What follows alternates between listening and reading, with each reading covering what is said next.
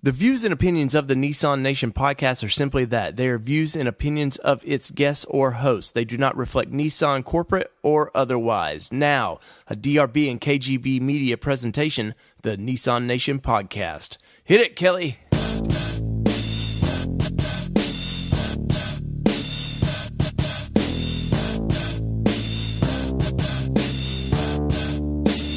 Recorded live, coast to coast, it's the Nissan Nation podcast. From camping, racing, and all points in between. The NNP is your Nissan Nation podcast. Now start your engines and welcome in your hosts, David, Danny, and Holden.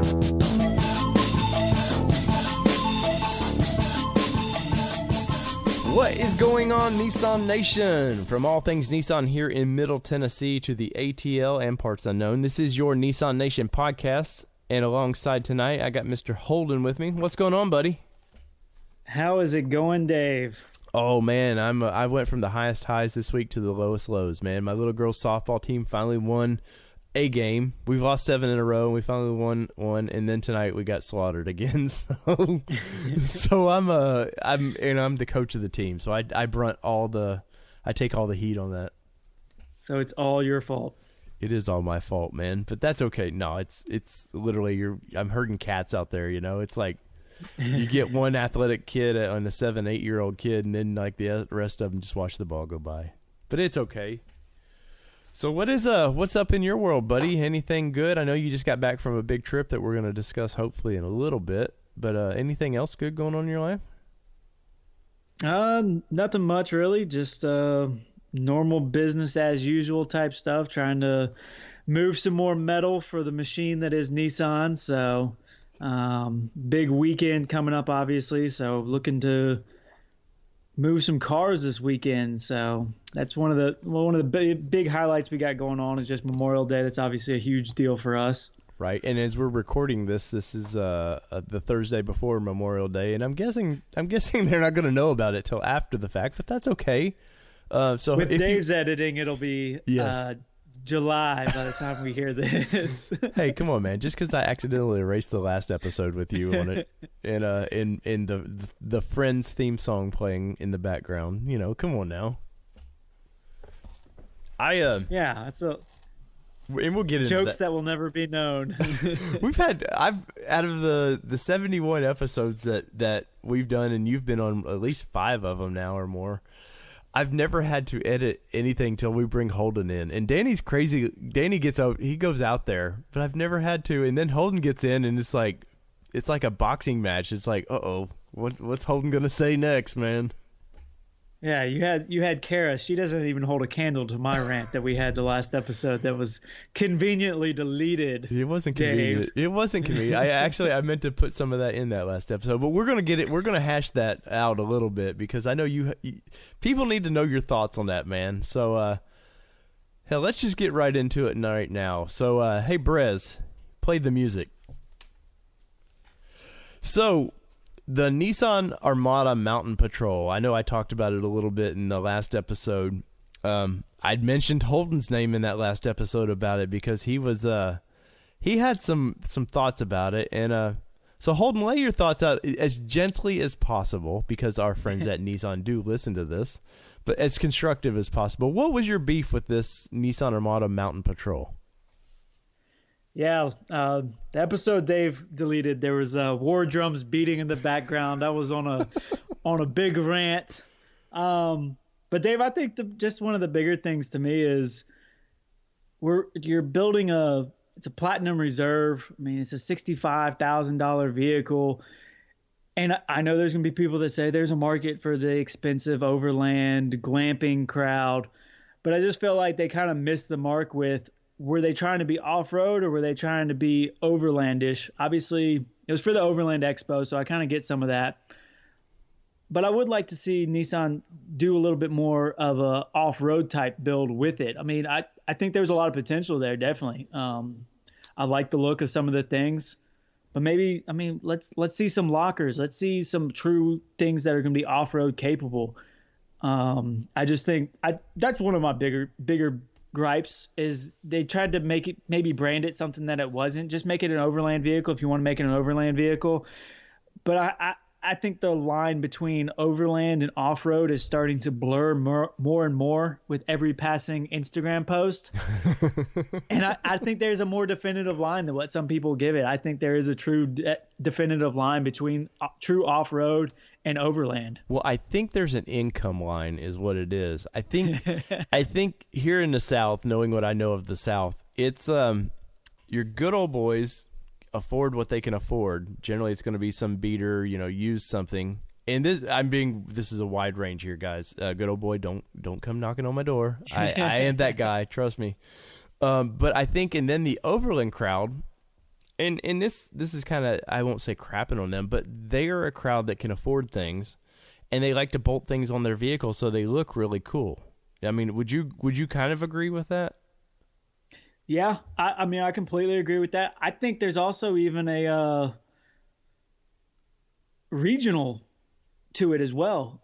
Because let's be honest, the West Coast has places and things to do that overland makes sense, going out to places and camping. Mm-hmm. Whereas down in the South, you just don't have the kind of places where people would really want to camp. I mean, what's the point of camping under the trees? You can't see any stars, things like that. So I think it's also a West Coast, East Coast type of deal. I know we'll always argue about which wheeling's harder, this, that, the other, but I can pretty much give them props that as far as like places to camp and things like that, they definitely have it a lot better than the South and East Coast might.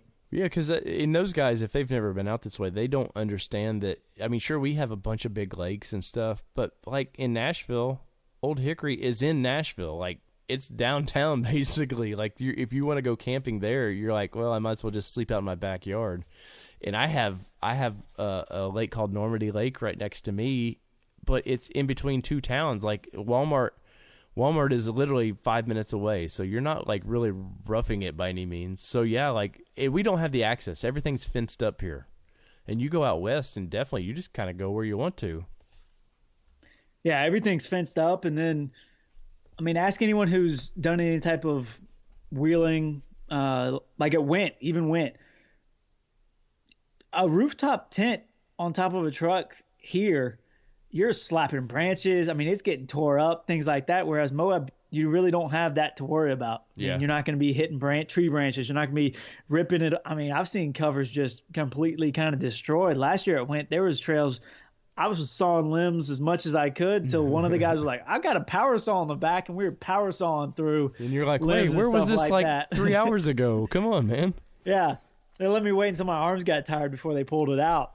So, yeah, it's a different setup. But that was one of the things that I kind of was, every one of these builds that they do, I want to see something truly, if you're going to brand it, if you're going to try to make it off-road, let's make it off-road. If you're going to say it's overland, then hey, I'm fine with that. Just make it overland, but don't try to tell me this is an off-road capable, real tough vehicle, because at the end of the day, it's kind of meant to get you on some smaller, easier trails to a nice camping site, which there's no problem with. Right. And that vehicle, but just tell me that's what it is. And that vehicle is completely independent suspension, like front and rear. Like there's no solid axle in the rear of that thing. I'm assuming 35s on that thing, maybe pushing those CVs on the rear. I don't know per se, but yeah, they're not gonna like Project Base Camp was probably a better build to take to Moab or somewhere because you got a live axle. It's a Pro 4X it was built on, so there is a rear locker. And it's just like I talked with Brent Hagen in the last episode, about, hey, if you want lockers and stuff, you got to kind of ask. We got to hear you talk about it. And it's like, how would the common buyer ever know unless you do something like that and put the locker in there and let go, hey, this could be an option for you guys? Because they did put together a vehicle hoping that to entice you to want to build one of these yourself, or just that toughness feel to it. And what toughness is there if you don't know things are available? Yeah, no, definitely. I mean, that kind of threw me off a little bit. And then the whole bit of let's talk about the history and the greatness and, how great the patrol has been. And that's all fine and well, but this is not a patrol. And I'm tired of, I mean, I know there's segment of the market that's buying this Armada, it sells well. It sells well in my market, so I'm not complaining. But the people I'm selling it to, they don't care about the off-road capability. I've never once sold one to a person who's like, yeah, I'm buying this because it's a lot like the Patrol overseas. Most people don't even know that. So quit trying to brand it a Patrol. It's not a Patrol. Like, I just want to make a patch. Like, whoever's in the patch market, can you make me just a square patch that just says it's not a Patrol? And I'm going to put it on my hat for the next episode because it's not a Patrol. That's like, what's that Instagram? Based off of, you can say whatever you want, but at the end of the day, don't try to build this vehicle's legitimacy based off the Patrol because it's not a Patrol. Right, because even this current version of the Patrol overseas is not the same Patrol that everybody fell in love with. I mean, it's I know the Australian market was way upset that it was a gas. They didn't get a diesel version. So yeah, like, I mean, it sells so well in Australia and stuff too, but it's a Patrol in name, but not much like, to me, the Xterra. You look at the Xterra Gen 1 to Gen 2. Yeah, the Gen 2, like what you have, Holden, I mean, I know you love that and I love ours. But if you were to apples compare the two, the first generation Xterra was a truck, and yours was more of a luxury. It had a frame, but they went more toward the soccer moms. Like, so this, calling this a true Patrol versus what the Armada is, I don't know. I think Nissan's marketing, sometimes the branding is, I don't know what goes into it, and I'm sure that's $1 million worth of guessing on their part too, but. I talked to I think it was the after fact with Mr. Hagen that, I was kind of like, well, just call it. No, I think it was in the interview. I'm sorry, guys, I'm rambling. They should have just killed the Armada, the last Armada name. That Armada didn't sell well. I don't know total numbers, but it never sold well. Like, I think it's last year they might have sold 9,000 of that Generation 1. Like, that in the manufacturing business is a joke. You might as well be building them in your garage for that amount for them to build that car. And they never updated the stupid thing. But this one here, I mean, I like what they did. Don't get me wrong. I think it's a cool truck. They used a cool tent company. They used a bumper company. I don't know whether I would have used or not. But it is a cool vehicle, man, and it does look the part, but this is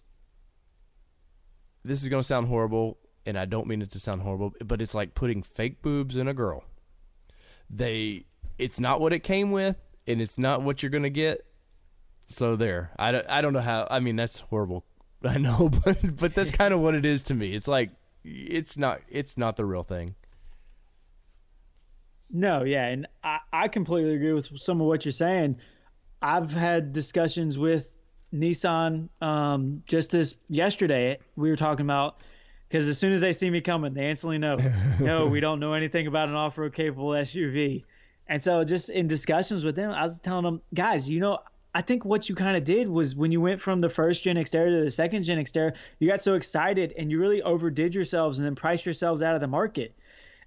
And so I was kind of, telling them what I think we should do moving forward. And I was like, man, I would just do something that's off-road capable, and you only build because Nissan's trying to simplify their lineup as far as trims and everything else anyway. So I was telling them, why don't you just make an SV and then a Pro 4X model? Make some, but keep it simple, keep it more of a niche type car, something that drives people to the brand. And I think that's what you got to do if you're going to talk about an off-road capable SUV. That's why the Xterra was so cool when it first came out. It wasn't a Jeep, it was something different, and it was priced differently. But you could still do stuff with it, and there was an excitement to it, and the average person could buy something like it. But then not only that, you could also modify it and everything else. I know it's not the most easy vehicle to modify, but it was able to be modified and things like that. So I think there's something to be said about getting back to those type of basics. And when you come out with something like this, I think there's a huge disconnect with maybe potential customers. I mean, you're telling people, hey, here's a $65,000 truck. We're going to add on, I don't even know. We're going to add on a bumper that doesn't exist, that we don't know if it's ever going to be made, front and rear. The sliders, I don't know. Maybe Calamini does have plans to make this, but I would assume they probably don't. So you're taking this vehicle, you're doing things to it that aren't really going to be available to anybody. So even if someone wanted to do it, if someone walked in my showroom and said, hey, I really want an Armada and I want it to kind of look like this, I'd try to help them the best I can, but there's only so much I can do. How would you approach that? Like, because I know you guys with your Blackwatch Customs, you actually do, you do some stuff. How would you approach that? Somebody said, hey, I want that vehicle. I guess my first thing would be to call the manufacturers of those type of things and see what's available, see if it's something that they're actively producing. I know that first, since we did this first, we did the first Armada bumper, but the one we did, that was not cheap because you're paying to have something designed that's never been designed. I mean, materials, time. I mean, coming out with something the first time, especially something like that, because it's not like when I had my Titan done. When I had my Titan done, they were wanting to get in that market because they saw potential to sell other bumpers, and they have since then. But this one was kind of, hey, I'm hiring you to build me a bumper. And there really was no trade-off for them as far as, oh, well, we could sell this in the future. It would be worth our time to do this. It was kind of like I pretty much had to pay them and hire to do the design and everything, which, hey, that's not their fault. Well, looking at Calamini's website right now, they're actually offering for the Armada, the 17 Armada, they're actually offering a 6-inch drop bracket lift for it. I would be curious how they, the rear of this thing, how they solve some of the issues with the computer ride control and all that. But hell, it's $2,000, $1,989.95 plus their shipping. They're saying $225 flat rate shipping.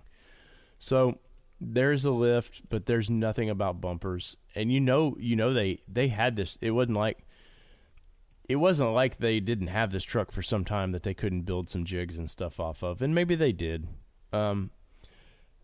For everything Calamini does, when you get their parts are spot on. They're generally like really nice looking parts. Getting them is another story, but there's all kinds of fun Facebook pages about getting your Calamini parts. I've talked to Steve. I know Steve over there. He's a nice guy. I don't mean this to get on a Calamini rant, but if you want to do that lift, buyer beware. I know some people waiting on some SAS kits that have been waiting almost 8 months for something that should be 2-week delivery times. But that's, like I said, neither here nor there. And like you were saying with the Xterra kind of simplifying things, the 2004 Xterra, it must have hit in a weird launch cycle for Nissan, because the Frontier, I think 97 is when the Frontier first came out.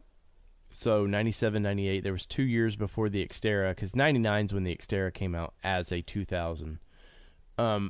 So it was like in the middle of their cycle when that came out, and then they rushed to get. It feels like in 4 years the Xterra was in the Gen 2, which seems to be a rush nowadays. Like knowing Nissan, what Frontier's been out for 14 years or something now. So way to rush that one, guys. And they took in that platform and they made it so much larger. I know you had a Gen 1 at one time, man. I like wheeling my Gen 1 so much better than the Gen 2s. And why Nissan, I guess they follow Toyota's lead a lot of time with they're going bigger, we've got to go bigger with our midsize. And I don't know, man. I mean, my wife Kelly, she loves wheeling her Gen 2 and wasn't a big fan of the Gen 1. So I don't get what they do. In the Armada kind of is the same way.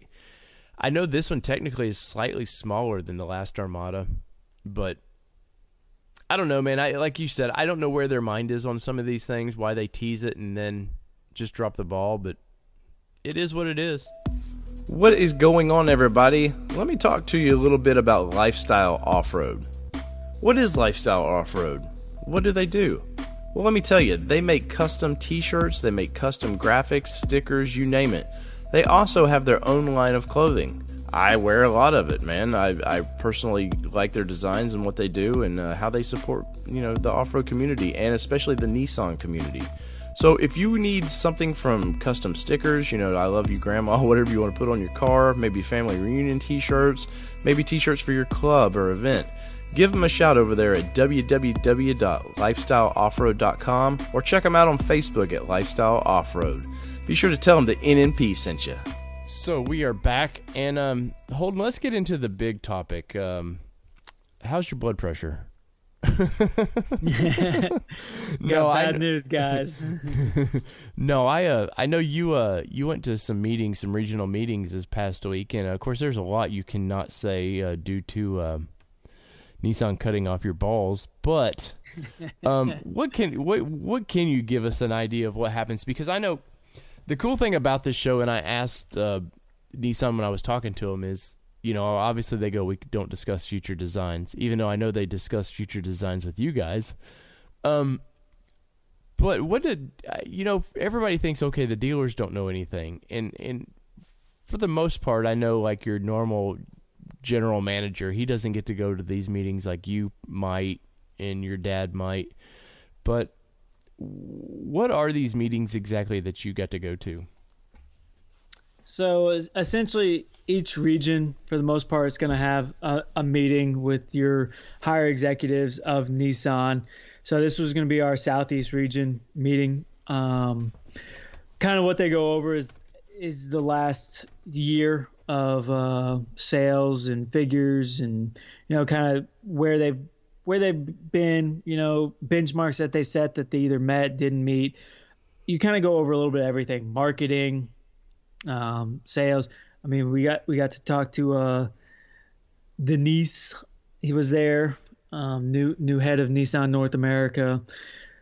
So you kind of get an idea and a feel for where the brand's going. You also, you get some sneak peeks at some future projects. Sometimes you don't even get an actual picture of it. They just kind of tell you, hey, Q4 of 2021, this is what we're looking for, aiming for, and real broad strokes as far as where they're trying to take the company.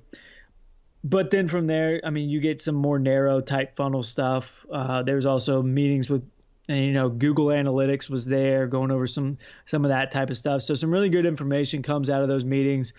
There's usually a Q&A session where, you really get to, as a dealer, as someone who has, skin in the game per se, really voice your opinion. And that the top guys hearing what you got to say if you're a dealer. Because so many times you might talk to your regional guy and you never know if that type of information is getting all the way up. Do they know what the boots on the ground are seeing? So it's a really good meeting. It can be really productive and constructive.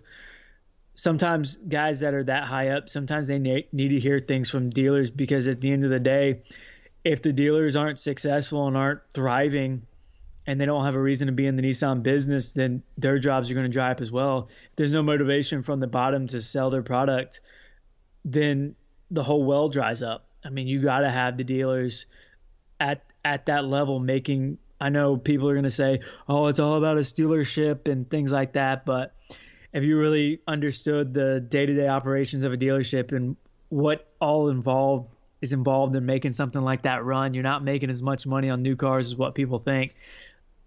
So, but at the end of the day, you got to have these dealers be successful. If they're not successful, if they're not making money, they have no reason to stay in business. And it's really nice to be at a meeting like that where top-level executives get to hear, an average dealer's voice, maybe what's going on in Roswell, Georgia, or what's going on in Lake Park, Florida. Otherwise, they might not be able to ever hear that. Their DOMs might not be telling them that. They might be telling them everything's good in the district. So super constructive meetings. Definitely learn a lot from them and get to meet other dealers and see what they're up to and kind of what's working for them and where their market might be heading as well. Right. Well, I know you said sometimes they just kind of show you things or just talk about when they're releasing things and such. And then sometimes they show you things, and I know you can't really, due to privacy issues, you really can't go into too much, but I know they've given you kind of some timetables and we'll start with this softball to you. Did they give you an idea of when the Frontier is coming? They gave us an idea. It's a very loose idea. I have no idea. They don't go into when they're actually going to show it to the public. They come up with loose ideas of when it'll be actually released and for sale. This is something I've kind of known. I've been told by Nissan. It's not super breaking, but it is going to be, your late 2020. So that would put it as a 2021 model is what you'd be looking at. But yes, we did get to see the truck, not in person, just it wasn't the sketches, that like they released with the Ultima before they actually released it. They teased it with those light sketches where you kind of get a shape of it. This wasn't that. This was actual real picture of the model.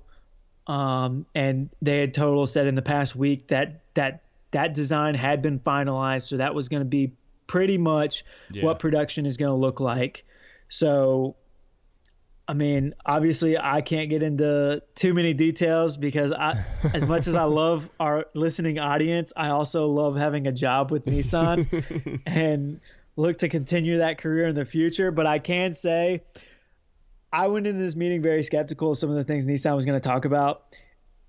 And I still was skeptical about some of the more business day-to-day operation stuff. But they almost put me in a really good mood with showing us the Frontier.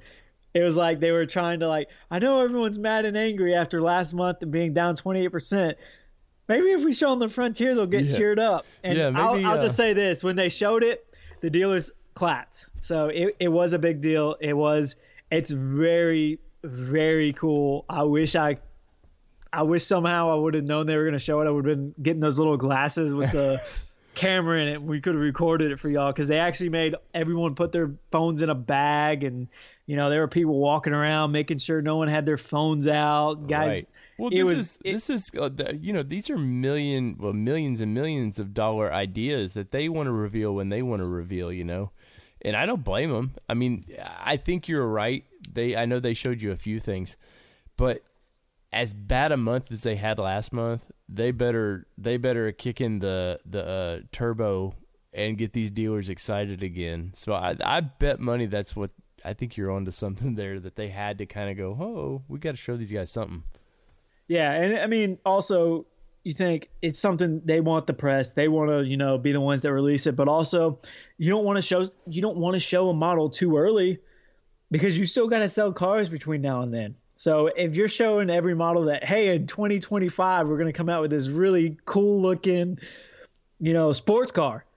Well, from now to 2025, you're not going to sell any of those sports cars. You're going to have people that I'm just going to wait till that nicer one comes out. So there is that balance you got to play with as well. Well, you do see that too, like with the Leaf. When they announced the second gen Leaf was coming out last fall, all of a sudden Leaf sales just took a dive. Like they're like, no, I'm just going to wait for the next one. And so and especially like something like the Frontier, who's been waiting for a refresh for 10 years, it seems like I can only imagine like the sales just shutting off. That well is dry. So you don't want to do that too quick. But I know that, I won't go into it, but I know they're already talking, Titan refresh, that's for the last Titan. Thank God, they hung that one really out to dry. And that's just interesting that they're at least talking to you guys about, hey, we're talking about doing the refresh, the next refresh. So that restores my faith into the Nissan's design studios a little bit because I know a few episodes back, me and you were both like, I don't know what they do over there, man. Do they just worry about one car at a time? But you laid out a timetable, when me and you were just talking, and I was like, oh, wow. So if you're a Nissan guy, you love the brand, man. I think they're going to surprise some people and really get with it. Yeah, I mean, Titan's definitely something that they are very focused on, and they want to get to 10% market share, which I know people are like 10%. Wow, but they've come to the realization they're not Chevy, they're not Ford, they're not Dodge, but that segment is so big that even 10% is a large number. So to do that, you have to stay fresh. You have to stay relevant. You have to, you have to make someone want that next model. I mean, if you have the same truck, if if I buy a truck today, 3 years down the road, sometimes people get an itch for a new truck. But if I really like my Nissan truck and I would get a new Nissan truck, if the truck's the exact same, why bother? But if it's something new, if it's something different, then there's a reason to do it. And I think obviously it's a lot different game, but it's very loosely based. You see cell phone technology is kind of like that. I mean, people might spend 2 to 3 years, but eventually you kind of get to that point where I really want that new phone. There's a feature, there's something that comes out that finally convinces you, yeah, I want that new phone. And so with Titan, I don't feel like there was ever that thing. I know they're very excited about the midnight editions. So that's something they're going to keep up and continue. I don't know if you've seen the newer ones. They actually finally got rid of the chrome Nissan front and rear emblem and now have those blacked out. We just got one. Oh, really? Finally? Much improved. Because I was always like, man, it's really cool how you got all black emblems and like everything is on the tailgate black except for the big Nissan hamburger. Yeah. It's like, just go ahead and make that black too. Like, it's not that big of a deal. Just go ahead and do it. Yeah. So they finally started doing that. I think for 15 years they've made a Frontier. I think we all know what they look like and who makes it. Yeah. On those when they did that, did they at least do the insides of the Nissan, or is it just completely the whole thing just black? It's just completely black. Huh. Well, that's cool. But they came out and, in the meetings, they were saying how the Midnight Edition did very well for them. And I mean, if you really look at it for the package it is and for the price, it's actually, I mean, it's a fairly reasonably priced package. And one of the things that I actually like the most about that package is something that's not even on the exterior. It's the interior. If you ever get in one, you kind of feel like something's weird, something's different, something's off, something's kind of cool, but you can't really put your finger on it. The headliner is all black. And it's like, I don't know why I think it's cool, but to me, I really like it. Just it gives it a different look. Because the first time I sat in one, it took me a minute, like, what? Something is different in this truck. What is it? And then finally I put it, the headliner's black. That's really cool. There's a Midnight Edition stitching or something they do in those, don't they? Yeah, well, it's like a white, contrast stitch. Mm-hmm. It's nothing too serious, but it is a little bit different. So Nissan, they were very excited about their Midnight Edition, and I think that's going to translate over with some of these trucks is maybe doing more things like that. Just some smaller packages, stuff that's not crazy outrageously priced, and being able to do that for the consumers, because at the end of the day, especially truck and SUV customers like that, especially truck customers, they are really big into modifying their vehicles, making them stand out, making them different, making them their own. I will say this new Frontier, I know people are going to, want to throw rocks at me for, you're just not sharing the secrets, not sharing the goods. Trust me, I wish I could, but I can promise you're not going to be disappointed. I've told you that a Nissan person in the past had told me to think Warrior. And I can say that is completely accurate, right down to the color schemes that they showed us. So it's a tough looking truck. It's a manly looking truck. I can tell you, as soon as we saw it and we left the meeting on the way back to the airport, me and my dad were sitting there talking about what would you do first to customize it. What did you think about the departure and approach angles? What do you think they're going to do something with? We can obviously speculate things like this. Obviously there's a partner with Icon going on right now. So is that something that's going to translate over? Since they have Icon already, is it going to come with Icon as a package, do they come up with a long travel kit for it? Yeah, or do they at least say, "Hey, Icon's here. Let's make sure we build something that can, satisfy their lift needs and things like that." So right. Well, the only thing I can see is Nissan tends to, and like we were talking about with the Armada, they sort of tend to kind of dip their toes in it and never like fully commit to things. So hopefully if they truly want to take on, Ranger is coming and Ranger's going to do some numbers. The Ford, it always struck me funny that Ford got rid of it, but that was always a good seller for Ford. So there's a lot of heritage with that Ranger name. Australia now gets the Ranger Raptor, which it's still a little diesel, but it looks like, like the Raptor. It looks something like that. So if Nissan wants to do something like that, man, I hope they don't just candy coat it, like do some, like with the Warrior, they've got the cool accents and stuff and it looks like something, but ultimately that truck's still the normal diesel. There was nothing performance about that other than the looks. But if Nissan don't put the damn LEDs on the roof, I'm going to be pissed off, man, because that's one of my favorite. That's a throwback to the Xterra, sort of, you know. Everything you need, nothing you don't. You know, of course, the eBay LED companies will be pissed if they really do that, because it's like, what are we going to throw on the roof of these things? But I'm excited. You know, I know we've talked a little bit off air of stuff we can't talk about on air, but man, I'm pumped that at least they're getting you guys pumped now, and they're, you know, Billy Hayes, the guy that's kind of he was head of trucks or something for a while. Now he's kind of a little bit of everything. He you know, they know they need an American looking vehicle, and how I love the Armada and I think it's a great looking vehicle, but I'm assuming, and I know they don't tell you, but I'm assuming that the underpinning is Navara.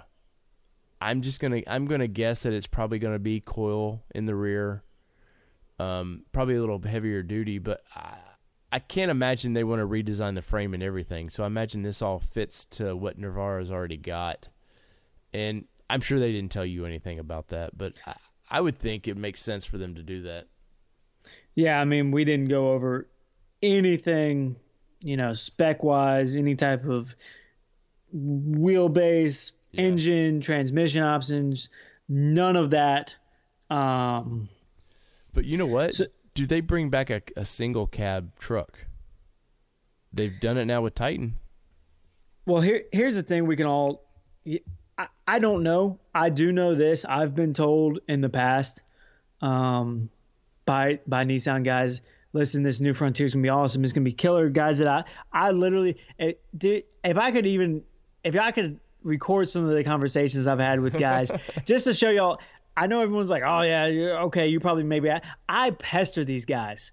I saw one of them in the airport last night when we were flying out, and I walked over to him, and he's like, no, I don't know anything about an off-road capable SUV. Because he knows that's the first thing I'm going to ask. I ask it every time. And before I even say hello, know anything about an off-road capable SUV? Because I just want to make sure that every time I get in front of someone, they know that I think there's still a market for it. But with that being said, I was talking to one of them last night, and we were kind of talking about the new Frontier and just how, you know, it looks really great, this, that, the other. And he's kind of like, yeah, it does. But I'm telling you, it's really going to be missed, the value of the Frontier that's out right now, because it could go down as one of the best values in trucks that you got right now. Which I agree with. I don't think this is going to be the type of truck that's going to do a lot of fleet sales. The truck I saw yesterday is not going to be necessarily a fleet sale type truck.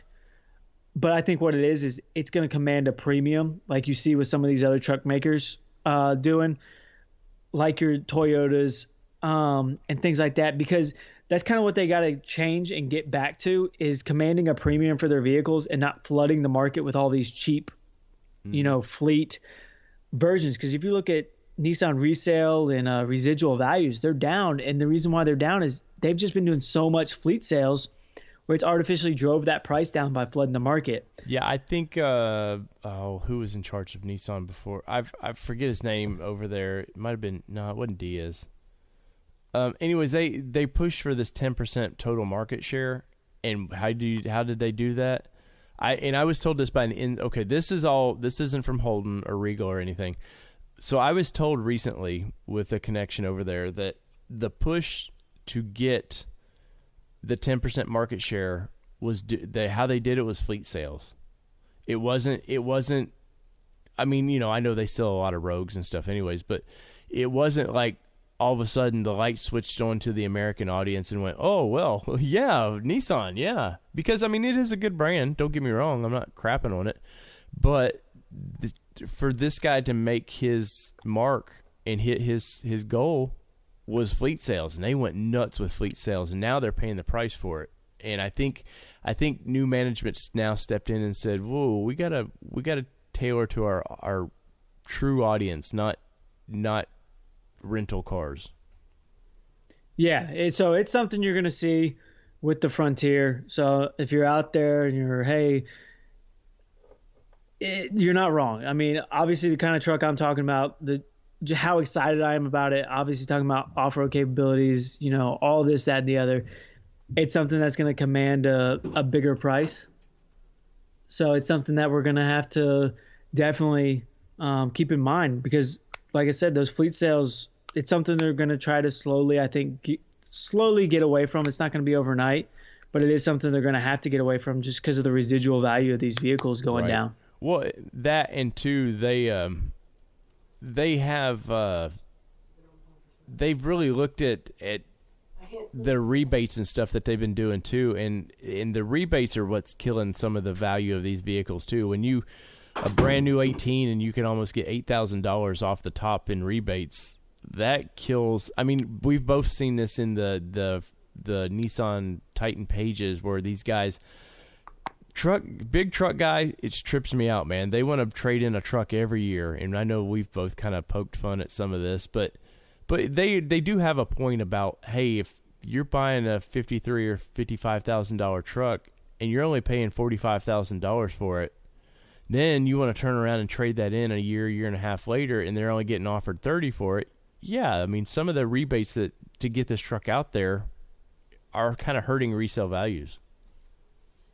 Yeah, it's something. It's a very fine line. Any car manufacturer has to go through. You got to balance that out because leases are obviously affected by residual value, things like that. So it's something you gotta really walk that fine line of having a great product, but also having a product that's worth that price. That's why when I say this Frontier is just amazing and it's awesome, and talking to these guys, they were kind of, hey, well, it's going to be a different price, obviously the value. And I said, man, the way this truck looks, it's going to command that type of price because it's just that type of product. Well, from my understanding is, and this hopefully it's not getting too deep into it, they're actually going to take Pro 4X a little more serious. Does that sound fair? Yeah, I think they are. With the way they're going, they're very excited about accessories right now. So obviously the lift coming out with the Titan, they got the sports bar right now. They're looking to actually add more things all the time. And then another aspect of that is going to be making the Pro 4X more unique, more its own model. They're going to have things available on Pro 4X that you can't just get on a SV or a loaded up SL.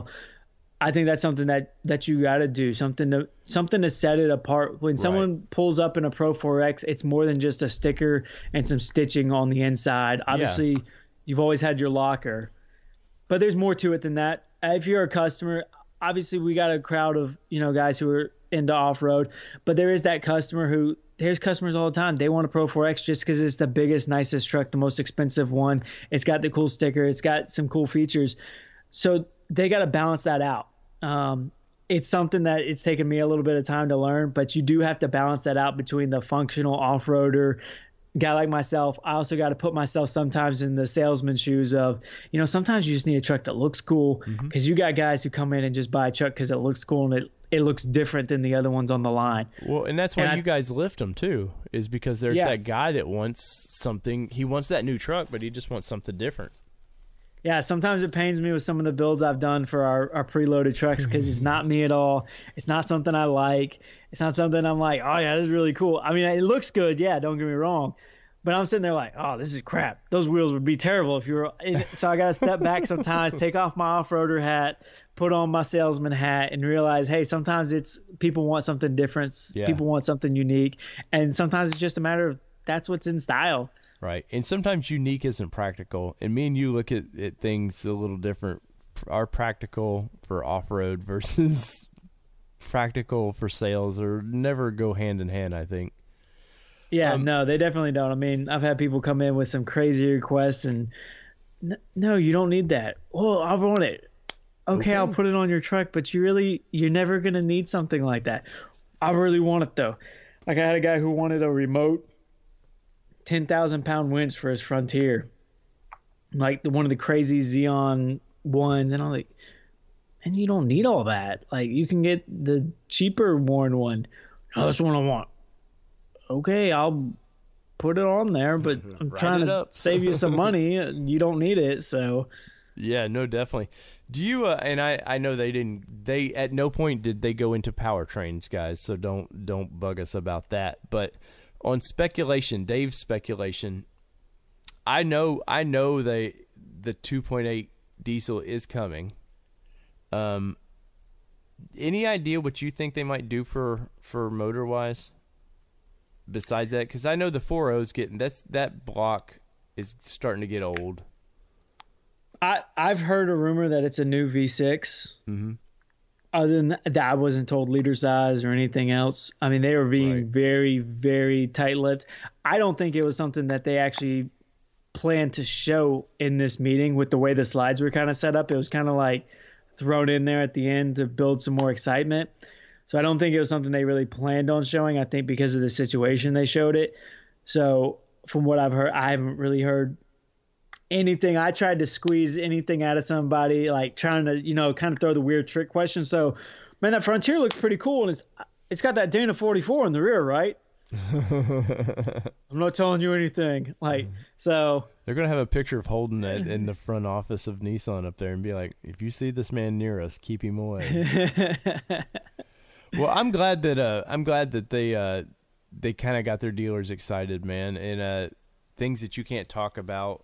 I know they're super awesome. So I also want to let our audience know, I've had people kind of call BS on some things that we've posted or talked about, and guys, if I'm speculating like I just did, I'll say, hey, this is just my guess. It's an educated guess, but if there's things that we know and can tell you, we tell you. It's not we just want to sound cool, because there are those Facebook groups of guys that are an admin of something that think they're awesome, and they're throwing darts at the wall hoping something sticks. I call us the podcast of misinformation, but that's only in being funny. So we are very connected. Obviously, Holden is very connected, and Danny in the race world is very connected. So believe us if we say it, man. These fun things are coming. Yes, you don't see very much clickbait from us. We don't post a different picture of a Terra that's coming to the U.S. market every other week like some other pages. Yes, no, I teased that a little bit only because I thought that was cool, that one picture of the offering. Well, and that was Nissan News, but so many times you get, oh, is this what's coming to the U.S.? ? Click here for more on Bloomberg News. Or my favorite one crazy. My favorite one today was who copied who? Mercedes, or did Nissan Navara copy? Who copied who? And you're like, what? Do you even research anything? You're like, it's like somebody just Googles Nissan truck, and it's like, oh, here, I'll throw this up there. It's like, guys, we all want to be first. Trust me, I want to be first. I want to beat out all these Motor Trend magazines and everything. I want to be, because this is my brand. I don't worry about every other brand. This is my brand, so I want to be first to tell you guys what's coming up, man. Yeah, it pains me not to be able to share it. So what I'll do, hopefully by now the show is so boring and dry, and we've made Nissan so mad. Hopefully they're not listening anymore. And if you are Nissan, if you're listening, turn your radio down. Go ahead, turn it down. Turn it down for me. All right, guys, everyone else who's left, come to Windrock, get me a beer, and I will share some stuff with you about secrets that I might know. What were you had rum or something you were carrying around one time, wasn't it? Oh, yeah, there's been rum. There was the Jack Daniel's Honey Year. Last year was just beer with that keg. That's all we did. Well, the keg's being doubled up this year. Yeah, I won't even make you all buy me a beer. Just go take my cup and pump some more beer from the keg. That's the easiest thing you can do. So if you haven't signed up for Wint, go ahead and sign up, and I'll maybe tell you stuff. And well, you may never know who actually shows up to Wint. There may be Nissan people there we've had in the past that know things. I mean, trust me, the first year that I got Nissan's marketing department to show up to the Wint, it was funny, man. Everybody and their brother was like, Xterra, because they hadn't killed the Xterra yet. And it was like, so when, third gen Xterra? And they're just like, guys, I know things, but I don't know that much, They're like, I can't tell you anything. And I felt sorry for those guys, because, the car world is strange. Like, people that are car nuts, and they want to, you want a taste of what's coming next. And like my interview last time with Nissan was like, I was told before the interview we can't talk about future products. I was told in the interview I can't discuss future products. We don't do that. But they want to release it when they release it. So guys, trust us, please. We are not just out here to bullshit you like some other podcasts that think they know things. And speaking of knowing things, Amazon.com. I know that they save you lots of money and they can help the podcast. So if you'll go over to NissanNationPodcast.com or NissanPodcast.com if you just don't like typing, click our Amazon banner and do your shopping. That's it. That's all you have to do. We get a small percentage of that. They keep the lights on in this little podcast studio, and hopefully they help get Danny some. We're sponsoring his race truck a little bit, and hopefully they just help. And they have in the past, man. You guys have been awful good to us that way. So go over there, hit us up, buy whatever I don't care if it's cat food, dog food, double D batteries, whatever you need those for. I don't care.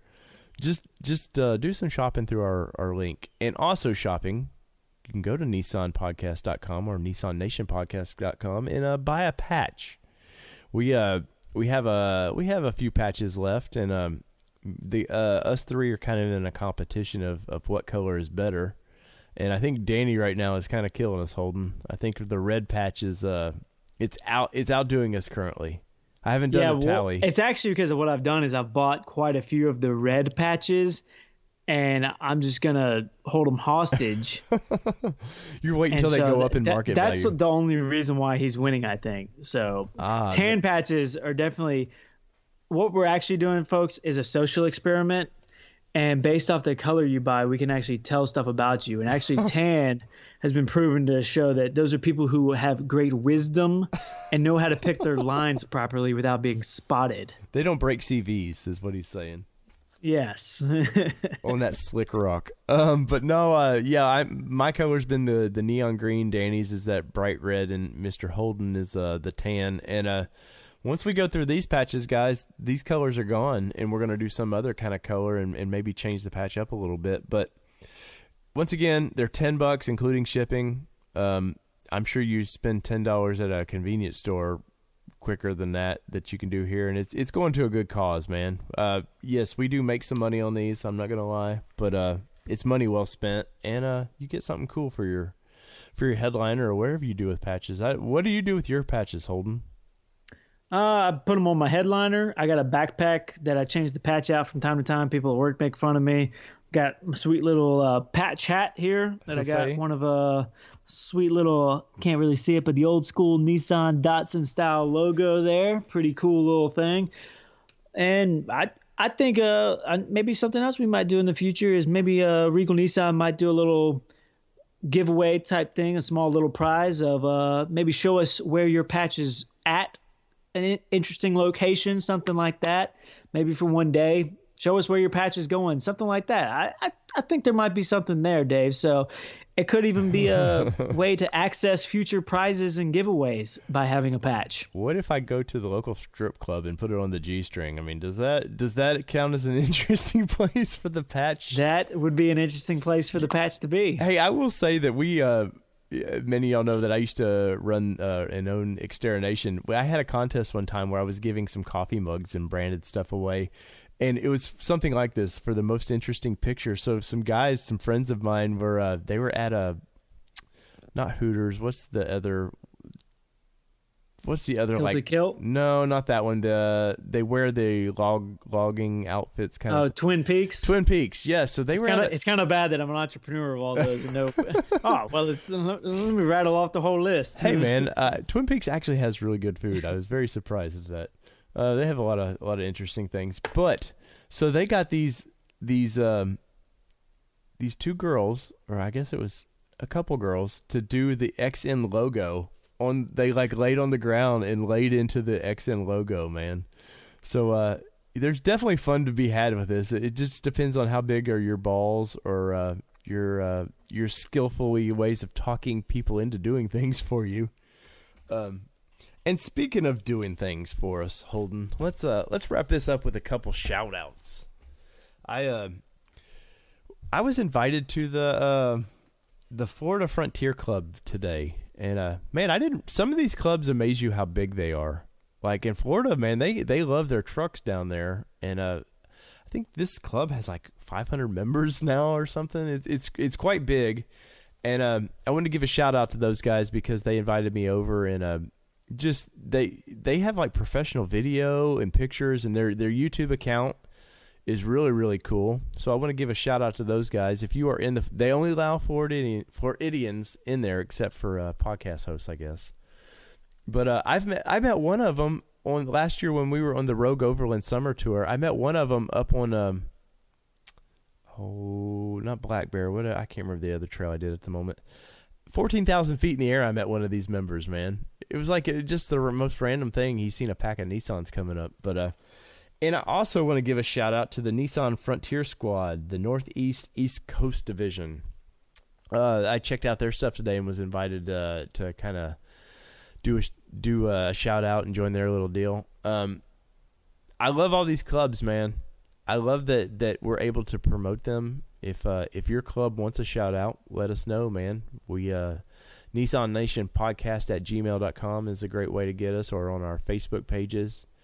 Hit up old Holden over there on Blackwatch Customs on Instagram. I know he don't mind chatting with you a little bit about it. But if you got a shout out or a club or anything, I know there was a Titan club I believe I was talking with that hopefully we have on the show in the next few weeks, that they have a big Titan get together up there, a big car show. So I'm hoping to talk to those guys. Also, Holden, we have a GTR coming in. Yep. What is it? What's the body code on the GTR? What? I don't know. I don't know what kind of GTR she has. No. But I'm just saying, what is it? What is it? R35 or I forget the codes. Well, I don't know. I think hers might be an R34. Oh, that okay. I'm sorry. I know I sound like I'm an idiot here, guys. We're doing this at like midnight, so pardon me. And I've been up since 5 a.m. But we've got a kick-ass female GTR driver, and I've been following her on her Facebook page and stuff, and she's got a bunch of cool pictures, and she drives the car, and she somehow she was using it as a tribute to her husband, or he's a serviceman of some sort, and I can't wait to talk to her. That'll be in 2 weeks after this episode. We've got Mr. Luke Pankow coming back to talk to us. He's going to discuss what 515 Racing is, his new partnership with the company, and also he's going to get into details with how to SAS a Nissan Xterra, a Gen 1 Xterra. I've had a lot of people hit me up about this, and I've been trying to do this for quite a while, so we've got that coming up. So Luke, get ready, man. Write some notes down. I know we've already talked about this, but do it, man. It's just and if you're listening to this, write some questions down. Engage us. Let us know. Hey, obviously we can't ask what every nut bolt washer. I mean, we can do as much as we can, but if you have an engaging question, something that you've always been curious about, get involved with us. Get engaged with us. Let us know what you want to hear about, because so many times it can be me and Dave talking what might be interesting to us, but you might be sitting here listening to your radio right now being like, dang it, I wish they would talk about this. That's all I want to know is how to SAS my Xterra. What do I need? Let us know these questions so we can put them together, and, be sure to get your question answered for you, because we want to be a help. As much as you are to us by listening, we want to help you out with your build. And I know we've got a V8 Frontier coming back in to talk with us a little bit. That's all I'm going to leave there. It's currently in Moab right now, so I'm excited to talk to that. It's the first manual transmission swap, so that's going to be really cool. I know he's done all kinds of burnouts in this thing, man. He's digging it. He's a huge Nissan nut. But we've got a lot of cool things coming up. We've got some events coming up. Maybe we'll get old Brez back on here, and he can discuss what's up in the G-Pax world. All kinds of things. I know Holden. There's all kinds of crazy. I'm going down to Holden's in the next few weeks. I'm going down there to test drive some cars, and we're going to do some YouTube videos on it. So I don't have just a voice for radio. I have a body for radio too. So we'll debut the new body on our YouTube page and stuff. So from everybody here at the Nissan Nation podcast, I've got to get my boots on because it's getting deep in here. From J.R. Carey, who does the music. My buddy Holden over there, who keeps us in the know of Nissans. To my buddy Groders out there in California, who couldn't be with us tonight. I want to say a big thank you to everybody. Keep sharing our stuff. Like us on YouTube. Do whatever. If we're a part of it, man, just show us a little bit of love. And so from everybody here at the Nissan Nation podcast, what are we holding? We are out. Peace, everybody. Love y'all.